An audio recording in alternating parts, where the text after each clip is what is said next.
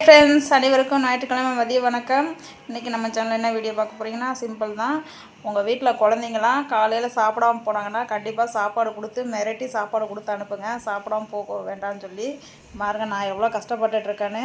கிட்டத்தட்ட ஒரு மாதமாக நான் ஆஸ்பத்திரிக்கு அலைஞ்சிட்ருக்கேன். இந்த மூட்டுக்கு வலி எடுத்து நோய் எதிர்ப்பு சக்தி இல்லாமல் இவளுக்கு சின்ன வயசில் அடிக்கடி வரும் அந்த மாதிரி காய்ச்சல். இப்போ ஒரு 2-3 வருஷம் இல்லாமல் இருந்துச்சு.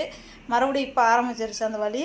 ஒரு மாதமாக நானும் ஆஸ்பத்திரிக்கு போகிறேன், குளுக்கோஸ் போட்டேன், எல்லாம் பண்ணி பார்த்துட்டேன், கேட்கவே இல்லை. மறுபடியும் நேற்று போய் ரத்தம் டெஸ்ட் எடுத்துகிட்டு வந்திருக்கேன். ப்ரைவேட்டில் பார்த்து சரியாகலை. மறுபடியும் கவர்மெண்ட்டில் போய் நேற்று ரத்தம் டெஸ்ட்லாம் எடுத்து கொடுத்துட்டு வந்திருக்கேன். அப்போ அவங்க மாத்திரை கொடுத்தாங்க. அந்த மாத்திரை போட்டு இன்னும் என்னன்னு கேட்க மாட்டேங்குது.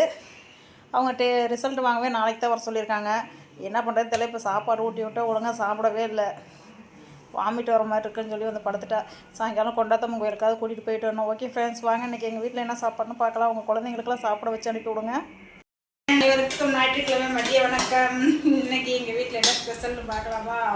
ஸ்பெஷல்லாம் ஒன்றும் கிடையாது. வெள்ளை சோறு வெள்ளை சோறு. இங்கே பாருங்க, பாவக்காய் பொரியல், அப்புறம் கத்திரிக்காய் முருங்கைக்காய் உருளைக்கிழங்கு போட்ட புளிக்குழம்பு.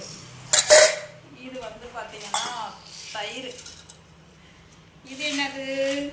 அப்பளம், ஊறுகாய், மிளகாய், தயிர் மிளகாய். அவ்வளோதான் ஃப்ரெண்ட்ஸ். இன்றைக்கி எங்கள் வீட்டு ஸ்பெஷல். நான்வெஜ்ஜெல்லாம் நாங்கள் செய்ய மாட்டோம். அதனால் எங்கள் வீட்டு ஸ்பெஷல் இதுதான். உங்கள் வீட்டிலலாம் என்னன்னு கமெண்ட் பண்ணுங்க. அப்புறம் ஓகே, அவ்வளோதான். பாய்.